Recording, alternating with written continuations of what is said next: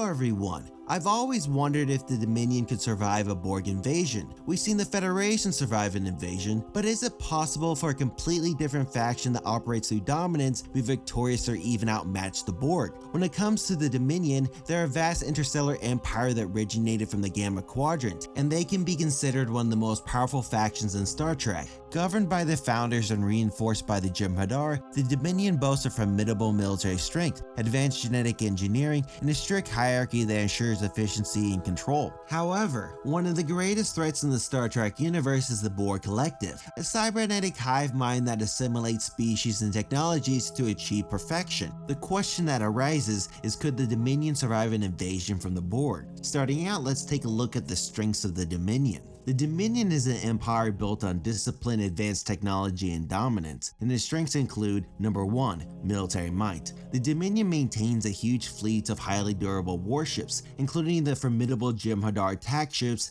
and battlecruisers. These ships are known for their superior firepower and their ability to overwhelm their enemies with sheer numbers. Number 2, genetic engineering. The Dominion soldiers, also known as the jem'hadar, are genetically engineered warriors who require no sleep or food. They're programmed to be fearless, disciplined, and loyal. This unwavering commitment makes them a dangerous enemy, and due to their genetic dependence on the white, makes them a poor candidate to be assimilated by the Borg. Number 3, Polaran weaponry. The Dominion's weapons technology, particularly Polaran beams, are shown to have the ability to bypass conventional shielding. This could prove to be an advantage against Borg ships, which rely heavily on adaptive shielding. Number 4, advanced cloning and logistics. The Dominion can mass produce jem'hadar soldiers and Vorta commanders, making them highly effective in warfare. This ability to replenish soldiers rapidly could be critical in a war of attrition against the Borg. Number 5, spying. The founders who ruled the Dominion have the ability to change their shape. With this ability, they could spy on their enemies or cause chaos. Next, let's take a look at the power of the Borg. The Borg are possibly the most ruthless and adaptive force in the Star Trek universe. Their key strengths include: 1, assimilation.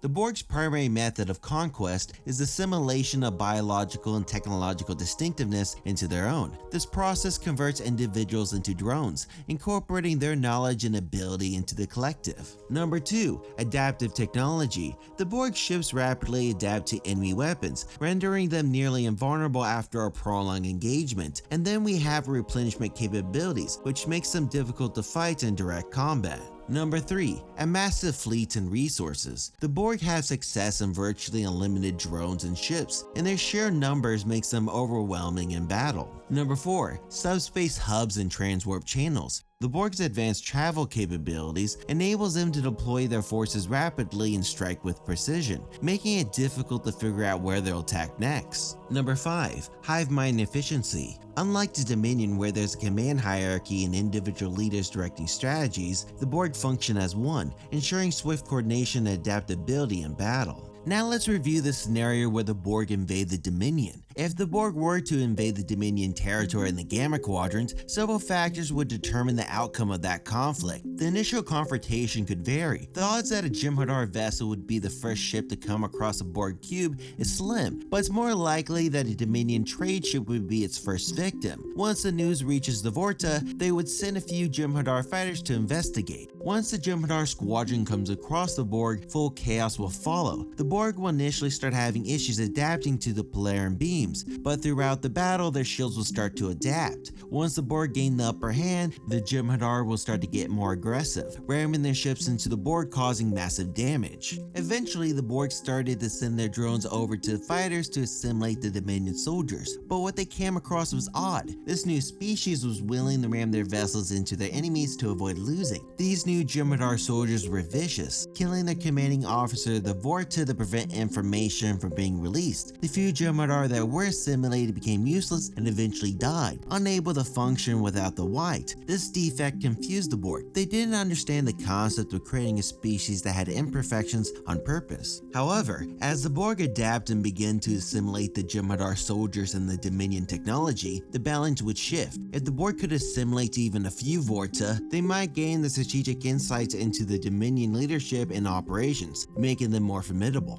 There's going to be multiple reasons why either of these factions would win, but the main one would be the Borg assimilation versus the Dominion cloning. One of the critical aspects of this war would be the Borg's ability to assimilate versus the Dominion's ability to replenish its forces. While the jem'hadar are bred for combat that could rapidly be replaced, if the Borg could find a way to assimilate the jem'hadar without requiring the white, which is the substance they depend on for survival, these warriors could easily be the perfect drones to fight against the Dominion. Due to the great distance between the Borg territory and the Dominion, it's highly likely that only a few Borg would be sent, meaning that the Borg would have to rely heavily on their ability to assimilate to grow their fleet. Without this ability, or even a slight delay, could mean the end for this invasion. The Borg would have to focus on assimilating the Vorta, who serve as the commanders and diplomats of the Dominion. If the Borg assimilate the Vorta, they would gain access to the Founder's strategies and leadership structures, accelerating the Dominion's downfall. The further this conflict continues, there's going to be one wildcard, which would be the Dominion's ruling class,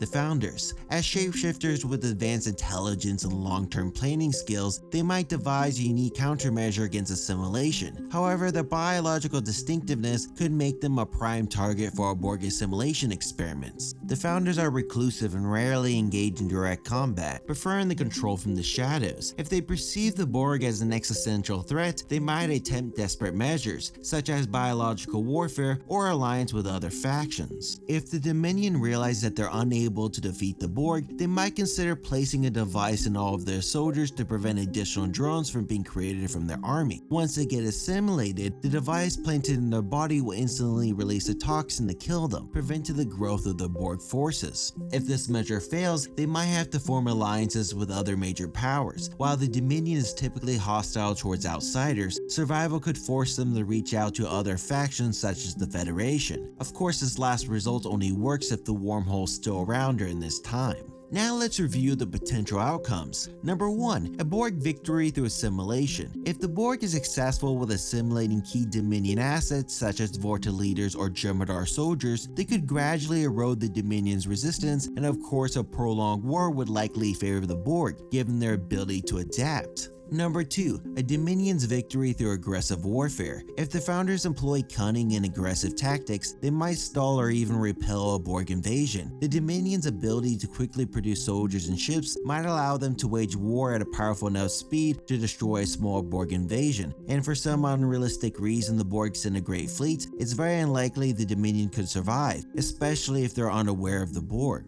Number 3. Stalemate, which is a very similar situation the Federation went through, taking heavy losses but eventually destroying the Borg ships. Throughout these multiple attacks, they will eventually learn and develop new technologies to counteract such invasions from happening. The only question that remains is why do the Borg only seem to attack the Federation and other distant factions with small fleets? This question has been debated for years, and I would love to know your opinion in the comment section below, but if I had to guess, it probably stems from several reasons.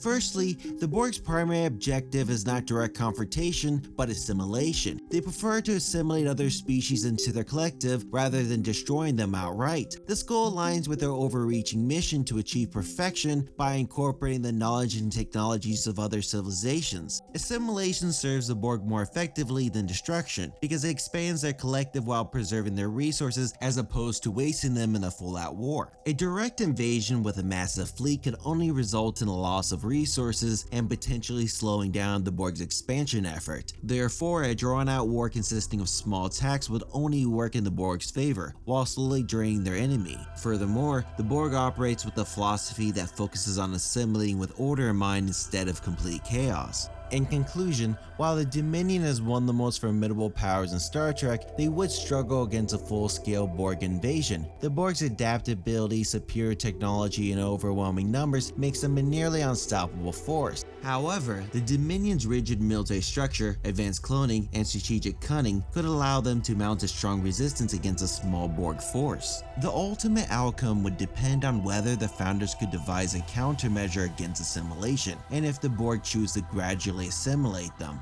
Over time, the Dominion would likely fall without external support, but its resilience might make the conquest a costly and prolonged endeavor for the collective.